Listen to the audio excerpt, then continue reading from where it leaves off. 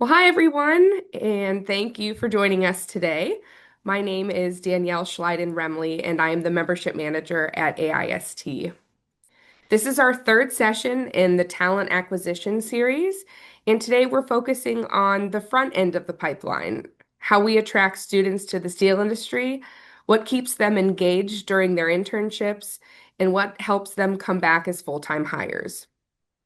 Before we get started, please be advised that today's meeting will be recorded.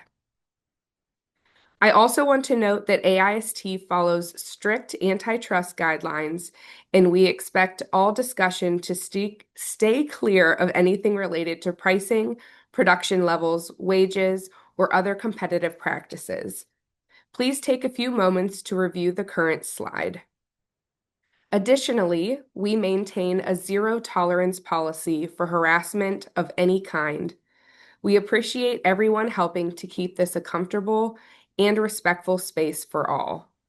This afternoon, we're going to be trying a few different mediums to keep everyone engaged. You'll see a mix of breakouts, a panel with former interns, and a few quick polls so we can get a sense of what's working across different companies. With that, I'll turn it over to our host, Chloe Myers from Steel Dynamics, to get things started. Thanks, Danny. My name is Chloe Myers. I work at Steel Dynamics in Human Resources, where I coordinate our internship program. At Steel Dynamics, we have just over 170 interns every summer across the United States and Mexico. I also help manage corporate professional hiring, and that could range from anything from a pilot to an engineer. And I also coordinate our university recruiting at Steel Dynamics. The one thing you'll want to know about me is I'm extremely passionate about bringing new people into the steel industry. I'd like to introduce Morgan Benner from Cleveland Cliffs. Hey everyone. Like Chloe said, I am Morgan. I'm the manager of talent acquisition here at Cleveland Cliffs, and I oversee the entire internship program across our company. As far as my partnership with AIST, I am an AIST Scholarship Committee member, which we just completed a couple weeks ago, reviewing over 125 application packets, which was really, really fun. I also attend the University and Industrial Roundtable every year at either AIS Tech or MS&T.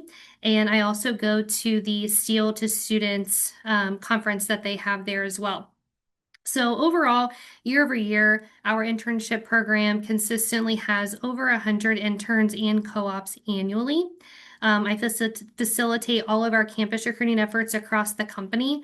And I have 13 years of talent acquisition and college recruiting experience, but my pride and joy is being a fourth generation steel employee within my company. And I love helping the next generation find their future in steel. All right. Next, I would love to introduce Kristen. Hello, everyone. My name is Kristen Perkins. I'm the Talent Acquisition Manager at Nucor. I'm fortunate enough to have a 19-year career with them, 5 of which have been in the talent acquisition space, where I'm able to lead our enterprise recruitment strategy that coordinates our participation in over 5 national conferences, 12 universities, that encompasses over 185 events annually. I also oversee our internship program that has over 150 interns annually across 300 of our locations. And then I also manage some of the developmental programs here as well, supporting early career professionals through their structured growth opportunities that we have. And then my activity and engagement with AIST is through the UIRR as well as the Steel to Students, which Morgan is a part of as well. And one thing to note is that I am invested in recruiting top talent to build strong, high-performing teams. Now I would like to turn it over and introduce Danny Odom. Good afternoon. Danny Odom. I'm the Talent Acquisition Manager for ArcelorMittal Calvert. I have about 17 years of experience in the talent field. 7 of those years are in focused steel recruitment here at ArcelorMittal Calvert, in fact. My team supports all position levels of hiring, from leadership, engineers, analysts, hourly hiring, here for our site specifically. We lead a team for workforce development support as well. That includes the internship programs, high school and university recruitment events, assisting with apprenticeship programs. And my engagement specifically with the AIST Foundation has continued to grow and evolve over the years. Participated in a UIRR. I'm involved in the AIST Steel Intern Scholarship Committee 2 years in a row now. And also, we hire AIST Steel Intern Scholars here at our site. Workforce development is my passion. Now we're going to move back to Chloe, and she's going to talk about our long-term goals. Thanks, Danny. Yeah, I'm really excited to announce that this is our third talent acquisition webinar. So in our first meeting, the primary goal was really for us to gather data from participating companies like yourselves to help us better understand what talent acquisition challenges you're facing across the steel industry. After we had our initial meeting, then our focus really shifted toward identifying and sharing best practices in areas where your companies are struggling right now. After that, in our second meeting, we discussed sources for recruiting new talent and how to bring those individuals into your organizations. And really, we want you to know that our long-term goal here is to leverage that shared data that we bring together, provide insights, and make evidence-based talent acquisition decisions that benefit everyone in these calls. Here is a list of the companies that have participated in these sessions so far. As you can see, we've had quite a few join us along the way. Our purpose with this session is to bring everyone together and discuss a topic requested at the end of the last webinar, which is intern conversion. In this call, we're going to talk about approaches that are working at our companies, talk through some of those barriers that still exist, and learn from each other's experiences. We want the conversations to be practical and immediately useful for your companies, especially when we work together to attract, mentor, and retain the next generation for the industry as a whole, not just for our companies individually. The first topic we're going to cover, we're going to explore about how interns can be attracted to the steel industry more effectively. Then we're going to move into mentorship and retention during those internships. And lastly, we'll talk about converting those interns to those full-time hires that you really want to see and how to measure all of those things at the end of the day. As always, these 4 areas were selected because they were the most requested topics at the end of the last call. These conversations are always driven by your areas of interest. So I really encourage you, please, please, please, as you're going through today's webinar, start thinking about what sorts of things would you like us to discuss in the upcoming calls. With that, I'll pass it on to Kristen to start our breakout rooms. Thank you, Chloe. So I'll be your moderator today for this breakout session. So in just a few minutes, we'll be breaking out into smaller groups to discuss 2 key questions that you see on the screen here. We'll be focusing on strengthening how we attract interns to the steel industry. So when we move you into those breakout rooms, each of you will be answering the same 2 questions. So your goal is to share insights, compare experiences, and highlight practical takeaways. You'll have about 10 minutes during the breakout session to discuss. And then once you discuss, I would encourage you to take notes as you'll be sharing those ideas out once we come back to the larger group. So here are the 2 questions that you'll be answering. And please note you do not need to write these down as they will be in the chat box once you get into your breakout sessions. So the first one, what can the steel industry do to stand out against tech, energy, and other manufacturing competitors when recruiting interns? And then the second question, compare and discuss cost-effective outreach tactics versus investment-heavy initiatives to identify what delivers the strongest return for attracting interns to the steel industry.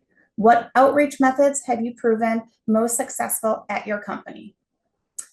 So now we will move you into the breakout rooms, and please note you will be given a notification when it is time to come back. So we will begin that process now. Welcome back, everyone. I believe all are back. Thank you, Danny. Well, thank you all for digging into these questions. I hope you had some great discussions. Now on your screen, we will be putting up a whiteboard with questions.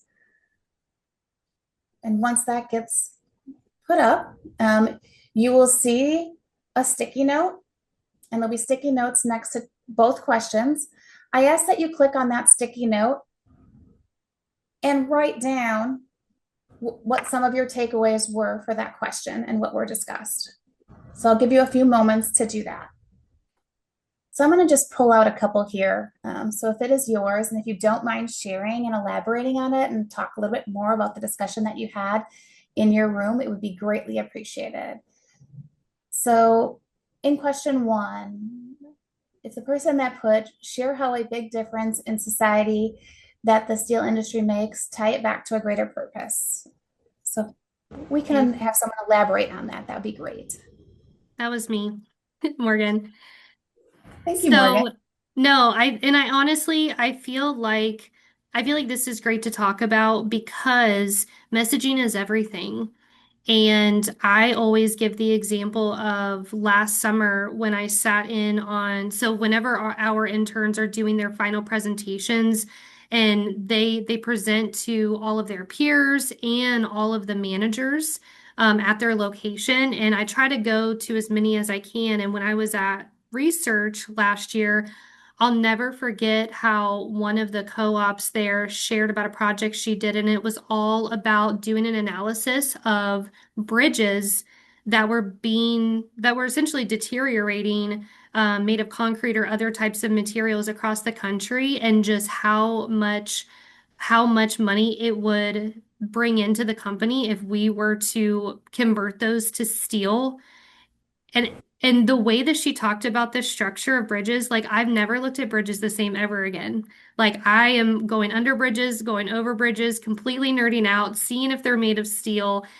And I just feel like when we're giving our interns these meaningful projects that will quite literally mark them for life, I think it's a big deal. Gen Z, they really want to make a difference in the world and they really want to have great purpose in their jobs. And so I think with our messaging, whether that is, when we're interviewing or how we are just advertising the steel industry, I think if we tie it back to just the purpose that the steel industry makes on all of society, it would go a long way. Thank you for sharing, Morgan. I'm just going to grab one other one in there is I'd love to hear more about having a job description prepared, right? What does that look like? Are there things that you recommend, right, that you've seen show a difference? So I initially brought this topic up, but there was more than me discussing this same topic because we all recognized that value of how it's important to be able to tell intern candidates what they're going to be doing in their internship, that they need to understand that during the interview process, during the engagement process, so that they can see that you do really care about what they're doing at your site, that you have something prepared for them to do, that they're not just going to be, filing or doing, administrative support. If, they're there to be learning about being an engineer or, so like telling them about real projects they could be working on or, what you have in mind for them so that they can have an understanding. The feedback we've gotten from interns is that that really matters to them when they're making decisions. Thank you for sharing, Danny.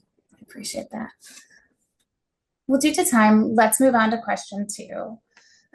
Let's talk a little bit about the inexpensive. We have current and former interns are our best recruiters. So talk a little bit, whoever wrote that, if you don't mind, how you utilize those interns when they're back on campus. That was me. Andrea Amendola with Metalis. So I had shared in our breakout rooms that I had a few years ago, we had taken some of our great interns to recruit with us at fairs. So we actually went to their alma mater or, their current school, and they actually functioned as recruiting representatives for us. We put them in Metalis t-shirts. They walked up and down the aisles, got all their friends, their classmates to come visit us. And we actually had like a record number of applicants from that school that year. No one's better at talking up your internship program than current and former interns, especially if they have had a great experience. And now, as I mentioned in our breakout room, all 4 of them are full-time employees for us. And they still even attend recruitment events to this day too. Thank you for sharing. I appreciate that. And then if someone wants to talk a little bit about, how the local career fairs and hosting student tour groups from local colleges and universities and how they handle that. Okay, well, I didn't write that, but sorry. we also, That one might have been mine. Oh. Yeah, I think being located in close proximity to a number of colleges and universities, it makes it very easy for us to reach out and host them. And what we found is, a lot of students have, I guess, preconceived notions of what the steel industry is, having not been directly involved, in actually getting them on site and into the plant, and then having current co-ops talk about what they're working on to further to the word of mouth, as well as recent hires giving presentations. I think that really opens a lot of students' eyes, and we find that to be a very effective tool, because now we have students reaching out to us asking what opportunities are available. Thank you for sharing that, Chad. And the last one I'm going to touch on there is the opposite. If you're not located in close proximity to those students, it's expensive for that piece of it, from a busing students for tours. So the one that wrote about the expense of the bus and the tours, would you like to share maybe how you've overcome that? Yeah, so that was mine. And actually, this works out perfectly because Chad and I were in the same breakout room. And so we were able to talk about just our different experiences. And again, the example that I gave was, if we have a lot of Michigan Tech students that are interested in going to our Northwest Indiana plant, it takes it just takes so much to bus them, to get hotels, to feed them. And, our kind of unique experience was we had a lot of acquisitions and companies coming together that had very, very, very different college recruiting approaches. And so my biggest challenge has been figuring out how to bring all of that together. But I will say how we've overcome this is because of the acquisitions, we have way more locations. And so I utilize our HR team out of our mining sites in northern Michigan and that area to just pop over. And again, I'm using Michigan Tech just as an example because they are, as you all know, they're very, very far away. And so I feel like for me, instead of historically, we would say, okay, students typically go to this plant. That's fine. We can still funnel them to whatever location they want to go. But from a recruiting perspective, I'm utilizing people on the HR team that are at closer locations, even if those students may not end up there, but I'm at least using the proximity. So that's kind of what we've done. Morgan, thank you for sharing that.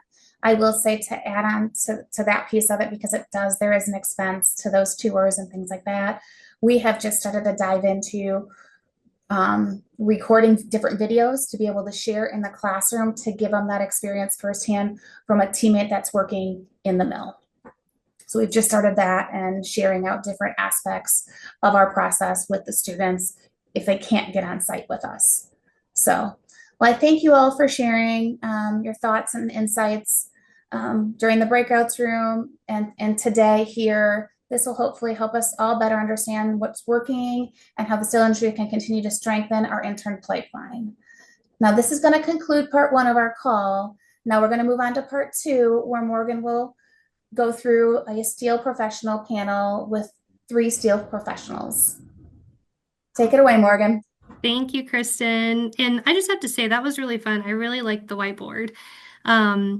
But I'm so excited to go into this next portion of our call because, like we have said, like Chloe said at the beginning, we wanted to shape this call to really serve you and add value to your everyday life. And like we said, the overwhelming response from last time was just on intern retention and engagement and all of those things. So First and foremost, I want to thank the panelists that agreed to participate in this from 3 different companies in the steel industry. So I'll let them introduce themselves and their background, but we were so excited for the 3 of them to participate because we know that you wanted to hear more about intern retention and engagement. So I'm excited to introduce 3 individuals who were all interns and are now in management roles that either interact or manage interns now in their current jobs. So in the order that your name appears on the screen, please introduce yourself, your career journey from intern to now, and maybe some of the different departments that you've worked in at your different companies.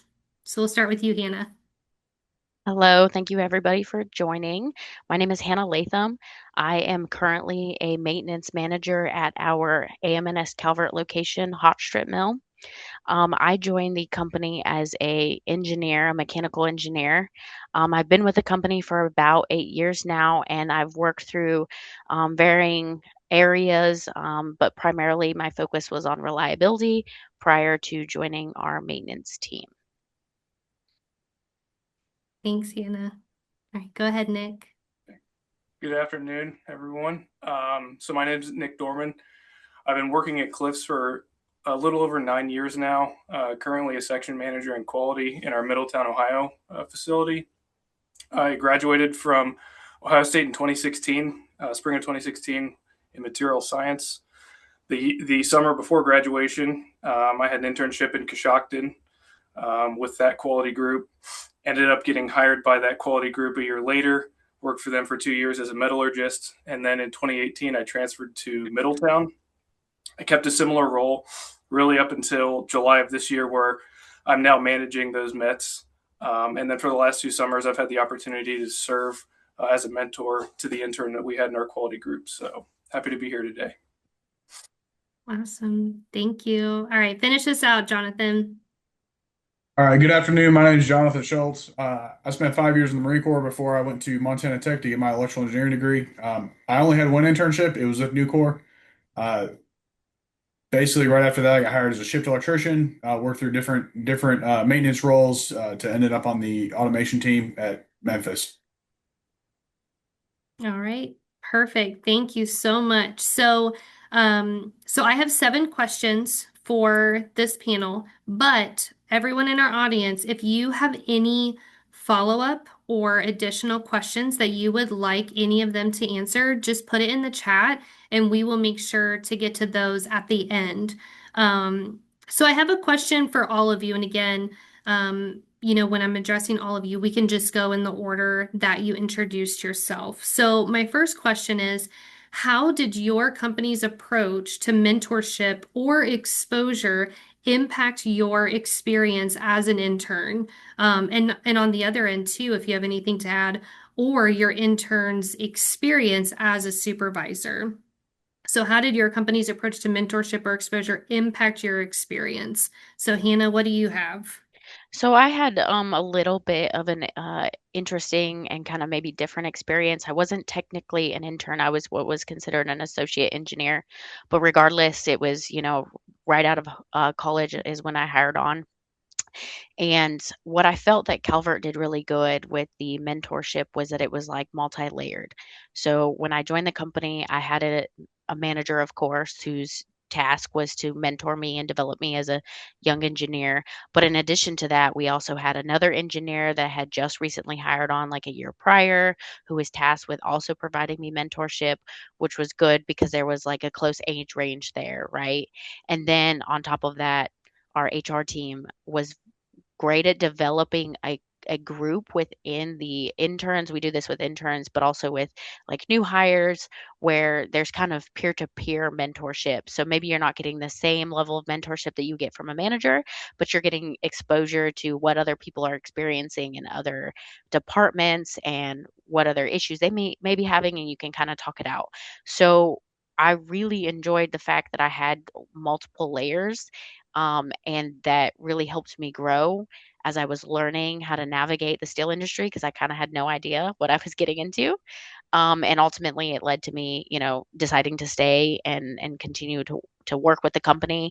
And now I think this will be my fifth year, not necessarily being a manager hiring an intern, but being somebody that's actively involved in mentoring other interns. And at this point, I think we've had about five from my teams alone turn from intern into full-time engineers. So that when I host an intern, I also think about that experience that I had that made me want to stay, and I try to make sure that there's that multiple layer aspect to it, of course, with the help of our HR team. Yeah, that's great. Thank you so much. Nick, what do you have for us? So I did have a mentor when I was an intern. I was able to experience like the day in day out work, the good days, the bad days, because we actually shared an office. So that was kind of unique, which eventually led to an interest in the steel industry. Did not have that before going in. Truthfully, didn't really know what flat rolled steel was before my internship. But now looking back, it led to a full time position leaving OSU, which has now resulted in a career in quality, 9 years of quality. So it did provide exposure to like a production environment, hands on projects that had a meaningful contribution to the organization at the time. And now, as a mentor, so on the other side, I work to do the same, identifying meaningful projects that the individual leads to improve areas here in Middletown now, and to where they can see real world results or improvements that last after they're gone. So we've had two interns come through under me as a mentor. They have led projects that we're still using some of their changes here today and seeing results here today.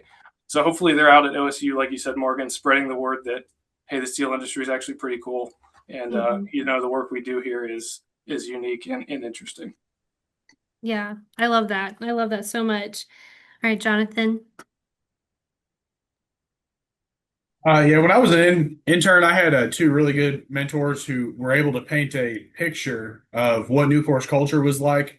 So I kind of had a good sense of what was important to the company, and they also gave me a lot of freedom to solve problems. They had some projects, but also for me to go find my own projects, and that's really kind of the people we look for anyhow. So even now, as we have interns, we kind of try to give them something that has an impact on everyday problems that we have, but also allow them the space and freedom to kind of explore what interests them and find a way to add that value back to the team. Awesome.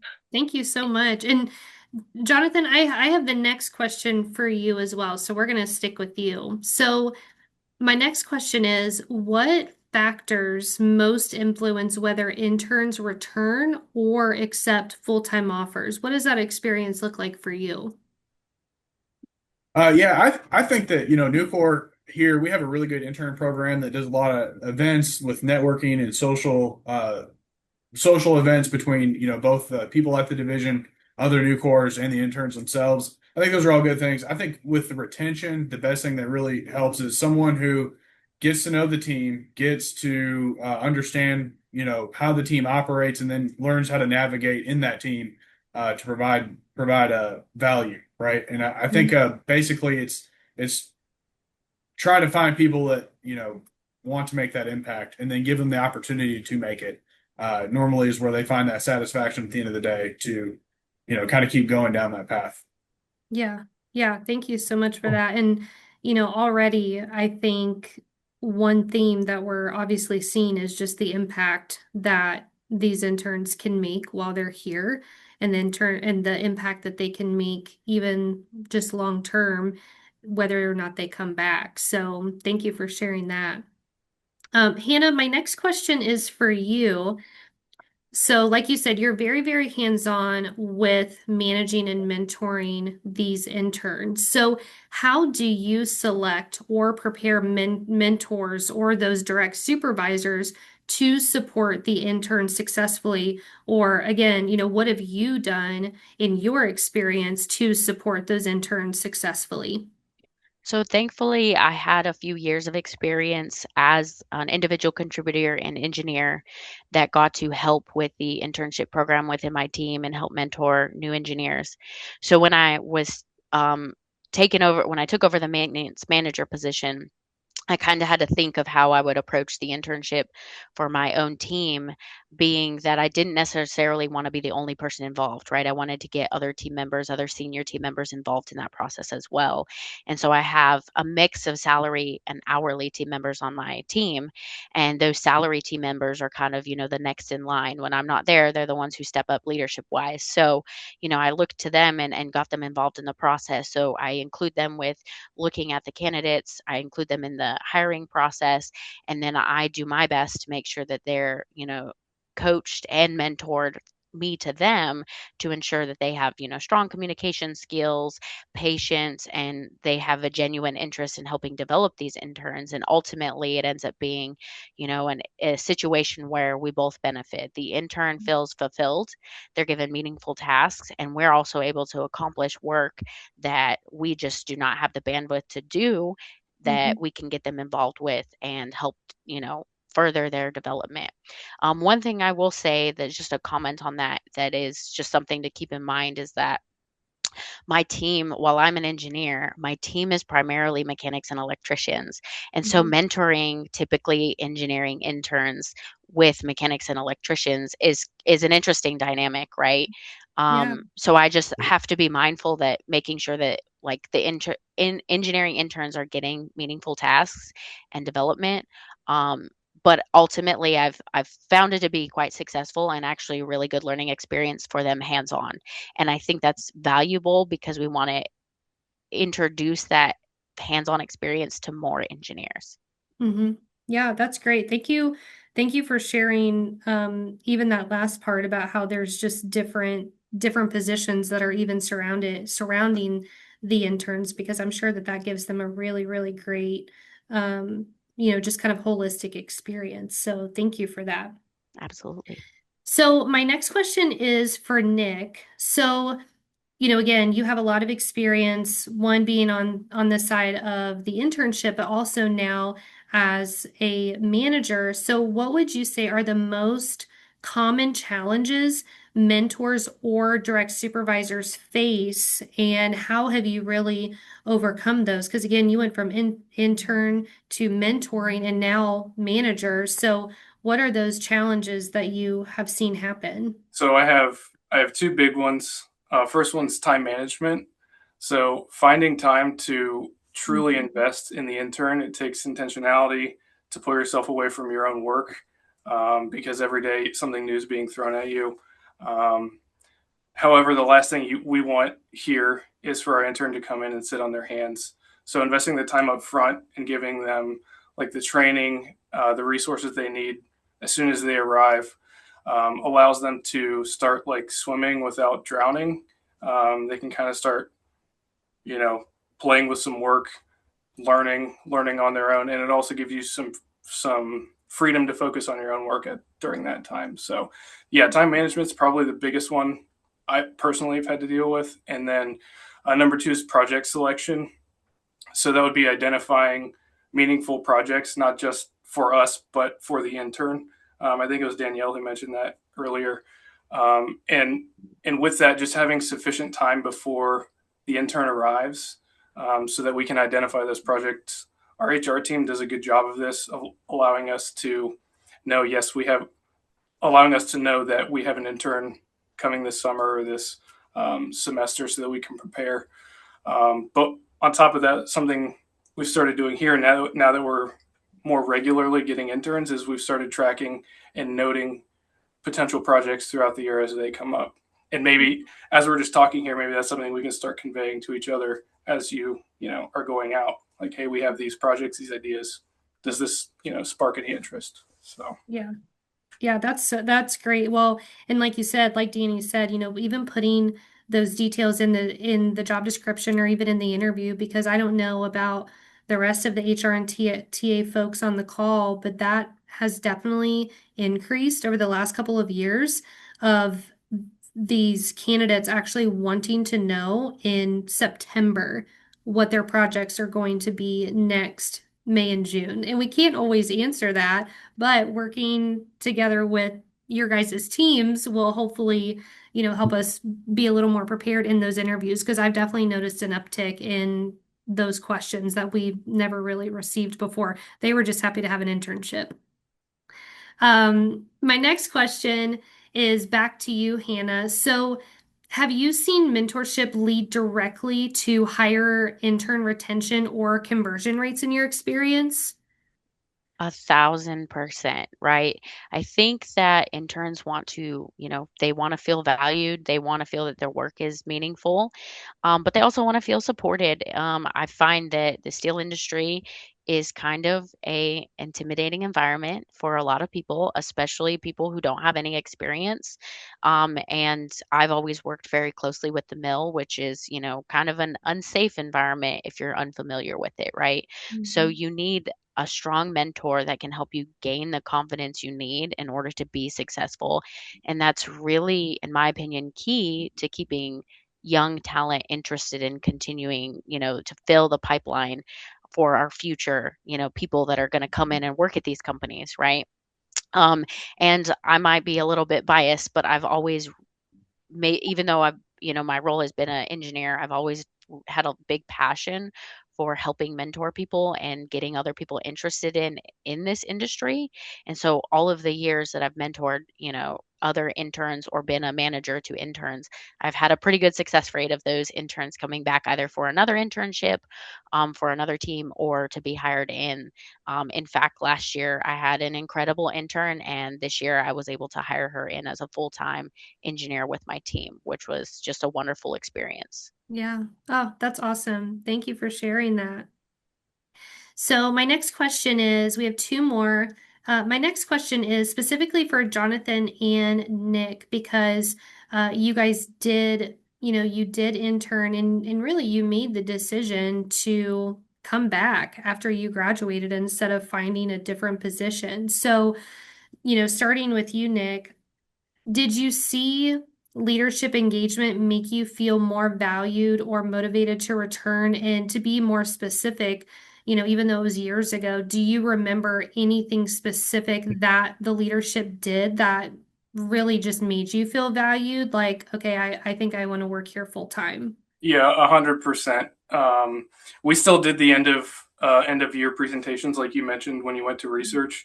So at that presentation, we had all of plant management there, and I worked Coshocton. It was a smaller mill, but plant management was there, which showed me that the leadership supported and valued the time that I invested over the summer with them, and that they were genuinely interested in the progress that I made throughout the summer. They were engaged, asking questions, and genuinely interested in what I was working on. On top of that, when I left for the summer, left for fall semester, the HR rep at that mill stayed in touch with me like through my last year of college. So as I entered the last semester of college, they reached out with a job offer, and it was almost like a no brainer because Mhm. I had buy-in from plant leadership. They had stayed in contact with me, so just seeing their interest, it definitely had an impact on that decision to take that full-time position. Yeah. That's awesome. And I think it goes to show too how much HR and TA can make an impact. So yeah, thank you for sharing that. Jonathan, what was your experience? Yeah, I think, anybody that's on a team wants to be seen and heard, and I definitely had that. I had an offer before I left for my summer internship, which, part of that offer was showing me how much I would make as full time, and I think that was some pretty good motivation for me to come back. So yeah, they kind of showed me the money, and that and combined with my experience and kind of having a good picture of what I was going to get into is kind of cemented my decision. Yeah. Yeah, that's great. That's so great. And honestly, just being upfront, not having any questions, and that way you could just focus on school your last year and knowing that you had a job lined up. Yeah. So that's wonderful, wonderful. Thank you, you two. Okay, so my last question is for all three of you. And if you could just give us like a minute snapshot to finish us out, what advice would you give to other organizations trying to build stronger mentorship and retention practices? What would your advice be? Okay, real quick, I'll try to be fast. I would say ensure that you're giving your interns valuable projects, tasks, not just using them like a temp right? Ensure that you are you're thinking through the long-term process, that you're hiring interns because hopefully you have a future for them to be full-time. You may not have that position right away, but there hopefully should be a path for them to grow in your company. And then, of course, one thing that we do at Calvert that's really cool is that we offer a lot of training opportunities and let them get involved with that. In fact, when we have summer interns, right when they start, about a month after, we have learning week, and that's a week long event where we offer free trainings, and I always make sure and encourage my interns to participate as much as possible because that's not something they're going to get exposed to at school, right? So just endless opportunity for them there. Awesome. Thanks, Hannah. All right, go ahead, Nick. What's your advice? So I would say whoever you're selecting as your mentor is crucial. Kind of going off of what Hannah said. Hannah, you said you actually really enjoy the mentorship side of things and being a mentor. I think that's important. Number one, that person needs to have the time and the interest to invest in that intern. This is something that I was fortunate enough to do for 2 summers, and it was a good opportunity for me to gain that managing experience as well. And then lastly, develop a working relationship early. We try to engage with our interns here daily, if at a very minimum weekly. And then we've had previous interns report out like each week on what they're doing, so that we have an opportunity to give feedback, answer questions, because this may be the first time they're working in like a real world environment. And on top of that, our corporate group does a great job of hosting events for interns and mentors to attend to just help even strengthen that working relationship. Awesome. Thank you. Thank you. Go ahead, Jonathan. You know, kind of hard to clean up after all that, but I would just kind of echo the same kind of ideas of, to truly help someone through an internship and help them get to where they want to go. You got to know where they want to go. So, kind of having that on front of what their expectations are and kind of the direction they want to go with their career, and then trying to expose them in places that kind of get them to see that picture. If we can provide it, if we can't, then be honest with them too. And kind of go that way, because it still goes back to the college. If you recruit there again, they can still say, hey, maybe this wasn't for me, I wanted something different, but you still kind of save face going back to the college or the next place later.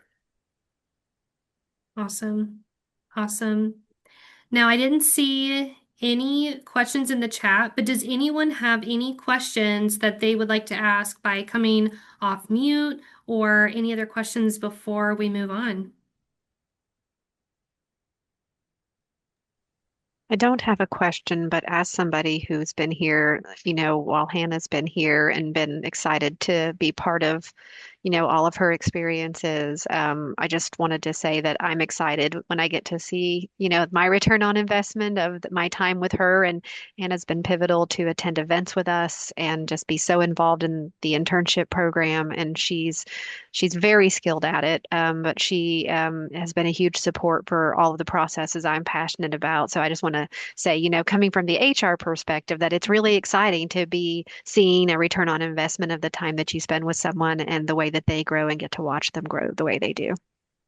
Thank you, Danny. Yeah. Yeah, Chloe, go ahead. Yeah, I actually have two questions. You three did a phenomenal job. You're all so well spoken, and you're making me think, wow, like I need to get someone on this panel. You three are looking amazing. But my two questions for you are, one, Steel Dynamics is very decentralized in the way that we operate, similar to Nucor. So we don't ever tell a manager or a supervisor, you're going to have an intern. We say, if you want an intern, raise your hand and we'll give you the outlets to interview for one. And through that process, we have naturally grown our internship program significantly. I mean, my first year here, we had 30 to 40 interns, and nowadays we have 170. So it has grown a lot, but I think I've plateaued. I'm not seeing more individuals want to bring interns on. So that's my first question. How do I get more managers and supervisors to see the value in taking on an intern? I can maybe offer something. What I would say is that from my experience, maybe some managers aren't familiar with the process or are maybe a little intimidated on making sure they have like the time, like Nick mentioned, because you do have to dedicate a lot of time to coaching an intern, and maybe having like managers that have had interns, maybe outreaching to other managers who they think would be good mentors and hosts of interns to encourage them to follow through with that process, submit a request, and maybe provide some peer to peer mentorship in that way.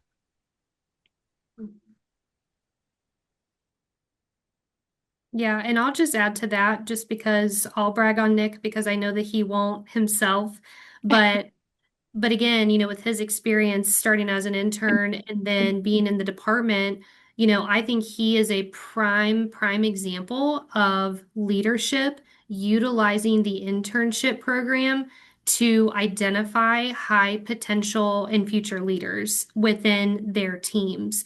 Because again, in some ways, it's kind of like a trial run. Nick had a couple of summers where he was very, very successful mentoring an intern, making them feel valued, finding meaningful projects for them. And so when it came time for a section manager role to open, he was the absolute obvious choice because he had already proven success by mentoring successful and returning interns. So I think, and to your point, we kind of work with our like senior leadership and then they work with their plant like Nick's boss, I guess.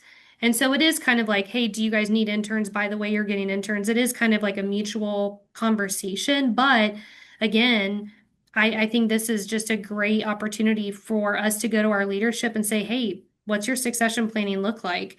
Do you want to kind of trial someone to see if they're a hypo employee, give them an intern to mentor, and if they are successful at it, then they're the obvious choice for the next promotion. Hmm. Nick, would you add anything to that because you experienced it? No, just thank you. That was nice, but it's true. I had zero managing experience. Going into that, I was an engineer, so and I and outside of engineering, I really didn't have an opportunity to manage or lead. So yeah, I would say without those two interns or that mentorship, I may not be a manager currently. So it definitely helped me career wise to be involved and invested in our internship program. Okay. And then my second question is very similar. So maybe you kind of already answered this in a way, but uh, our university recruiting operates the same way. So we're very decentralized. We don't tell people if they're going to go to career fairs. We don't even tell them which career fairs we're going to. They get to decide all of that from the divisions, and we just make it happen. So how do I entice more people to recruit for the next generation, and instead of having the mindset of, oh, we know so and so is going to go recruit, we'll just look at their resume stack.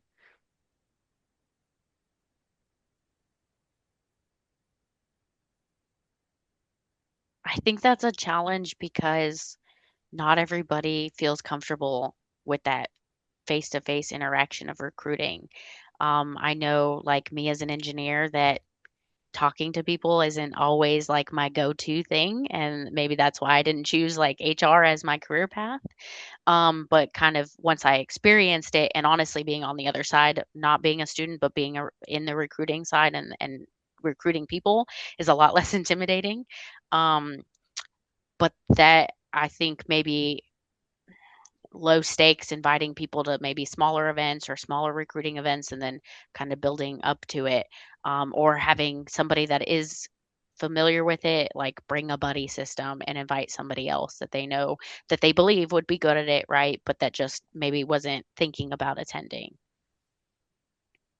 The only thing that I might add is that if you have a specific school that you're going to, finding someone that's their alma mater, it might be enjoyable for them to go back to. So kind of throw in a little bit of something that they may enjoy outside of just the recruiting as well. And the only other piece that I would add, Chloe, to this conversation is that, we were in that position probably 10 years ago, right? And Hannah said, like, engineers, that's probably not their comfort level or zone to be in, right? What we've kind of challenged, the challenge we faced 10 years ago is we actually brought commercial teammates alongside to engage with the students and had an engineer next to us to answer those more technical questions and kind of buddy system them up until they got comfortable enough to be in front of the students on their own. Great. I've never thought about that. That is Yeah. super helpful. Well, thank you, all three of you, for all your great advice. Awesome. Great questions. All right. Anyone else? All right. Can we just put a hand together for our panel? I'm so thankful for all of your guys' answers. Not just your answers, but your time and dedication, not just to be a part of our panel, but honestly, your commitment to the next generation in the steel industry as well. Obviously, from the folks facilitating in HR and TA, we are very passionate about the next generation in steel. And so I know everything that you shared brought so much value to everyone on the call. So thank you three so much. Thank you. Thank you. All right, so we are going to transition into the next section of our call after a very productive panel. And now we're going to be talking about strategies for converting interns to full-time hires or even just returning interns. And as we start this session, this part of the, this session part of the call, I want to share a few caveats or really introduce this section in a way that everyone acknowledges that every single company approaches this differently. Just in the breakout room that I was in earlier, we had a few folks share, and even, and I realized even then just how diverse all of our approaches are to a lot of different things. So really the goal of this section is just to help you think about what your company's goals are and how you can communicate those goals to your leadership. So for example, because our industry is so cyclical, some companies may not be able to offer any interns to return the following summer because we have no idea what the state of the business is going to be 9 months down the line. However, some companies may rely on returning interns because they're not allowed to post all of their jobs on the career site. So as you listen and participate in this next part, just remember that this is more descriptive instead of prescriptive, and you can at least have the tools to go and analyze your own conversion percentages and figure out what gaps you can fill at your own company and how to have the confidence and the information to discuss it with your internal stakeholders and leadership.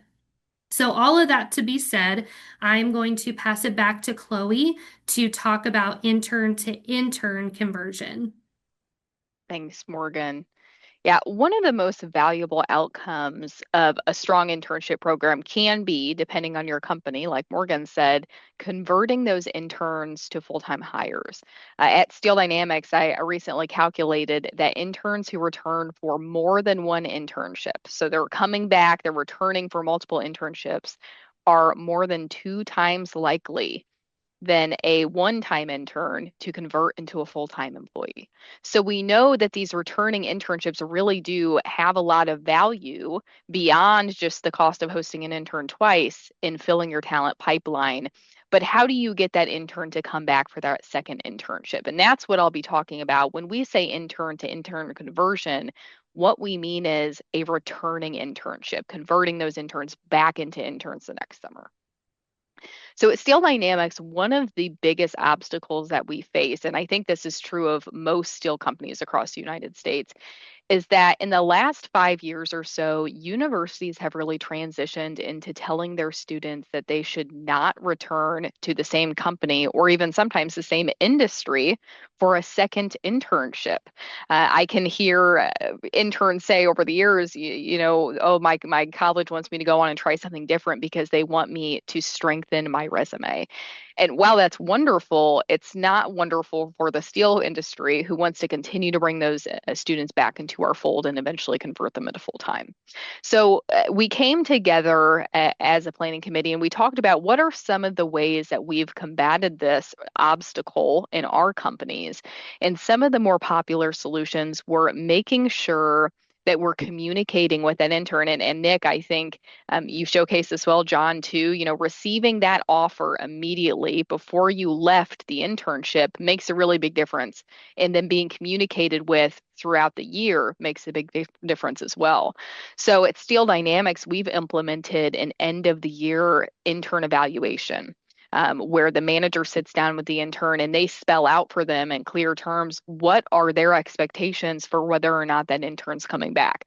Were they a project intern and there's no expectation of rehosting them, or should that intern expect an offer? The next thing that we try to do well is make sure that if we are going to offer that intern another internship for the following summer, we do it as soon as possible. So in most scenarios, that means we're going to extend that internship offer that fall, right before they even go back to school, because we know that as people who go and recruit, you have to get ahead of the recruiting season when they go to career fairs if you want to retain that individual. So those are just a few ways that we found have been effective in converting interns back into interns the next summer. There's going to be a poll on your screen that AIST is going to share. We would love to hear from you. How do you feel about that intern to intern conversion at your company? After we have received the results, then the results will be displayed on your screen. Okay. Well, it looks like a lot of people are middle of the line there. Would anyone like to share any areas that you think your company does this particularly well, or maybe even areas where you think you could use some advice where we could share some of those best practices? Chloe, I'll just mention, from a Nucor standpoint, I think we started at a 3, right? And now we're moving towards a 4 and a 5 because of the preparation that we're doing ahead of hosting interns. We're really understanding what the needs are for our interns. If we are looking to do an intern to intern conversion, we're not looking to hire full time with that intern. So we're really understanding what our divisions are needing out of that, and maybe looking at sophomores or maybe looking at juniors, so we can understand that if we are going to be taking an intern, we might have that opportunity to intern again the following year. And because of that, we will match them up with one division. And if that division says that they only can have a 1-year intern and maybe isn't looking for a 2nd-year intern, we can then align them with another division that's looking for the following year that may not be hosting this year. So we're really trying to more closely identify with our divisions on who can host this year, but maybe there's something that's not allowing them to host, and if they want to host next year, who can we pair them up with? So it's because of our decentralization, it makes it a little bit more challenging. So that's why I say we're kind of in that 3-4 range. We do a great job converting them, but it takes a lot of work on the front end for us. Yeah. No, that's great. I feel the same way. Chad, I saw you turn your video on. Did you have something to contribute?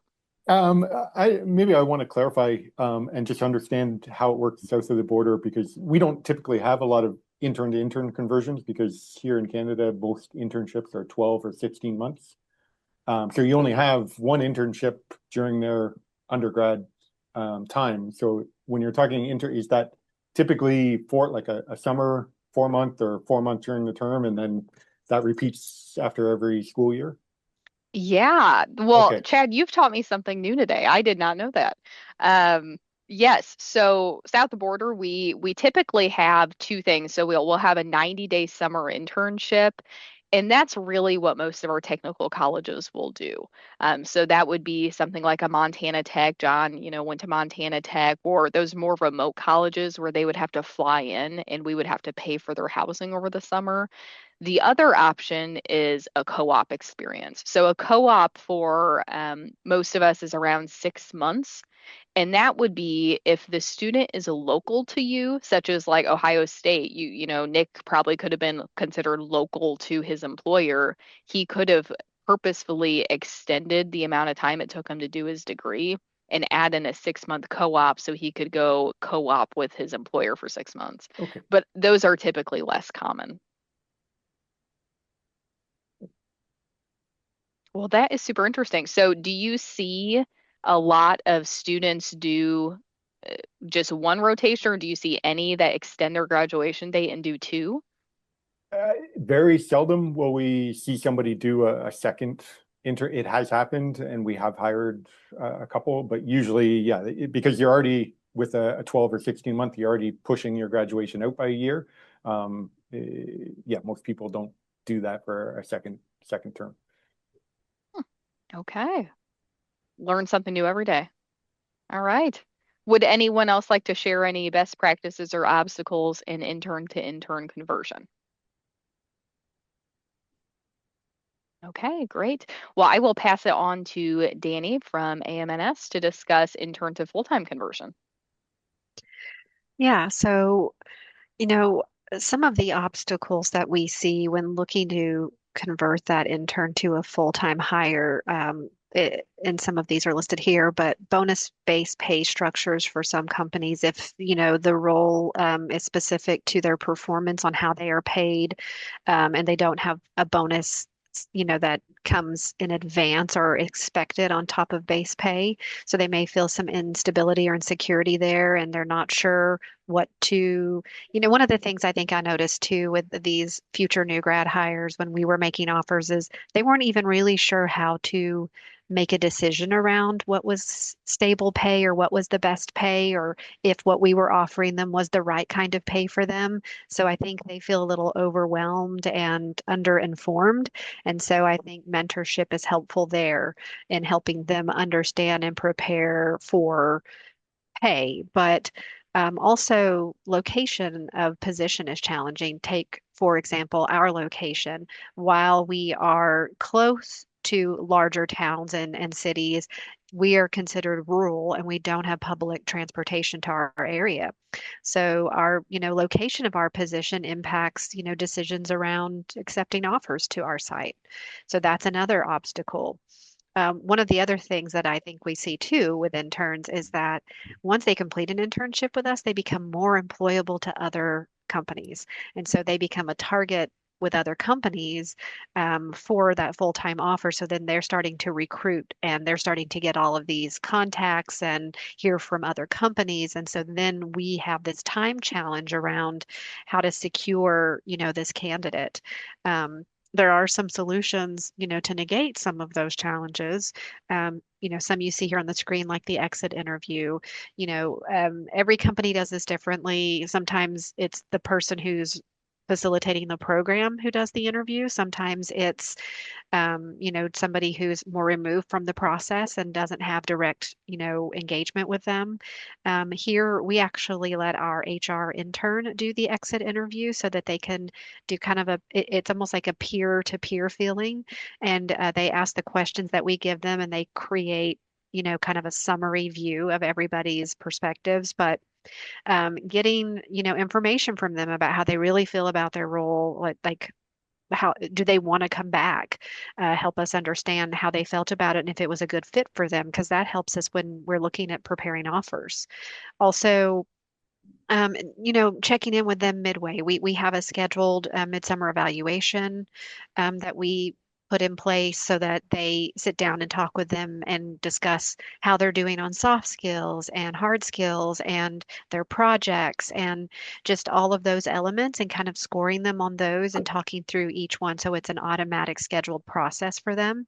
And this helps them hear from them. They get to talk back and share their experiences while the manager gets to ask questions, or the mentor. And I think that helps them also get to know them better and understand if they might be really interested in a good fit for a full-time role. Um, Full-time offers being made in a timely way. We are not good at this. I'm going to go ahead and just say that this is an obstacle for us, is we sometimes aren't prepared and able to know that we can make them an offer right away. A lot of times we want to make them an offer to come back to the team they're with, or we are trying to determine where their best placement would be that's similar to their interests. And because we are hiring for our site specifically, we have that challenge of being able to sometimes make the offer in a timely way.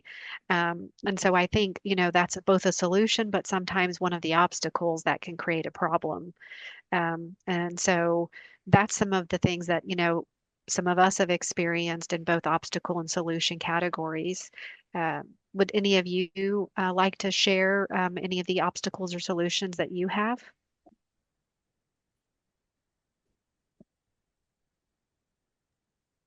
Danny, This I would like to say that here at Calvert, one obstacle that we have that you kind of pinpointed with saying you can't make offers is that um, we as leadership, because we used to have like a program to hire um, recently graduated students that's no longer a program at our company, we now have to kind of as managers take somewhat of a risk and open up our potential positions as hires for newly graduated students that may not have a whole lot of experience.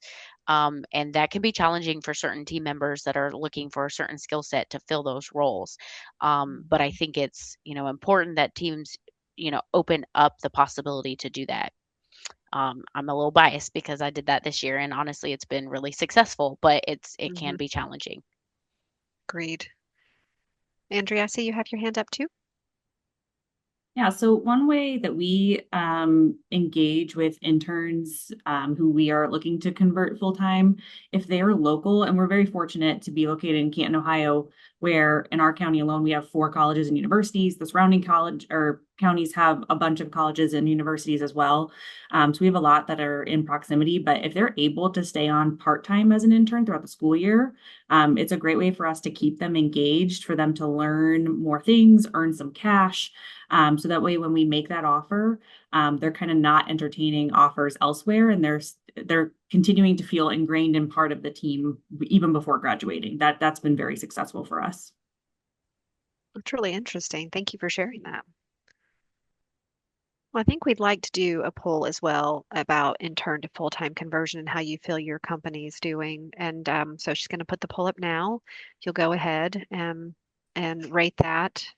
And then as we're waiting for results to come in, if anyone else would like to share their views on either the intern to intern conversion or the intern to full-time conversion before we receive results and move forward, I'd love to hear more. one I thing think, I do at oh, go ahead. Chad, go ahead. No, I think, Danielle, to your point, we have a very similar problem. We have 2 facilities. One is located right in Hamilton, so it's very close. It's in a large metropolitan area. It's very easy to attract new grads to that location. Our other one is an hour outside of town.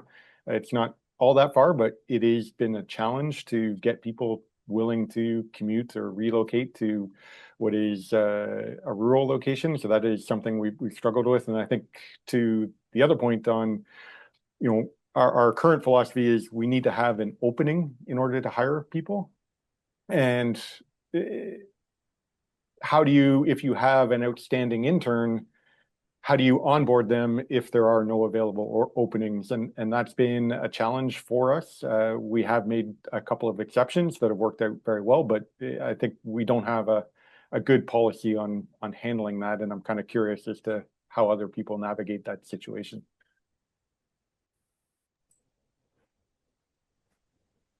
So, Chad, I'll speak to that a little bit.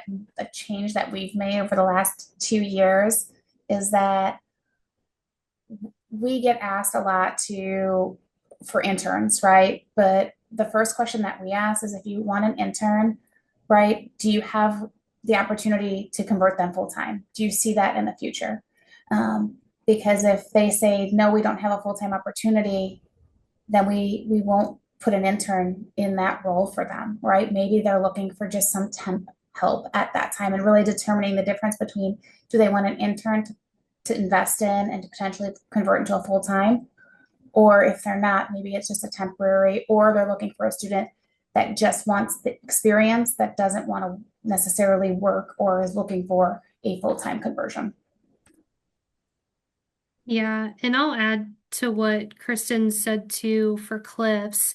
Like I said earlier, we went through a lot of changes with a lot of different programs coming together and a lot of different expectations. And some locations would have interns just to have interns, whereas my leadership was expecting me to convert. And to Kristen's point, some of these departments were at headcount and we couldn't hire them full time. And so one shift that I started doing 2 or 3 years ago was I gave the HR folks more autonomy over the screening of their interns, and we implemented specific application questionnaires where each intern candidate would answer the questionnaire and put in what their grad date was. That way, we didn't have to open up the resume and open up the attachment and do all of this searching. But for example, if the location didn't think that they were going to have full-time headcount available the following summer, then I instructed them, to Kristen's point, to offer rising juniors or rising sophomores, to where that would give us a 2 to 3 year wiggle room, obviously with the hopes that they would come back. But we've had situations where folks would intern with us as rising juniors. They would intern somewhere else as rising seniors, but then they would end up coming back to work with us full time because we had that extra margin. So that was kind of a process that took a little bit to implement, but now we are seeing the fruit of it because it's just expected of our HR folks to pay close attention to what their headcount is. That's a really great tip. Thank you.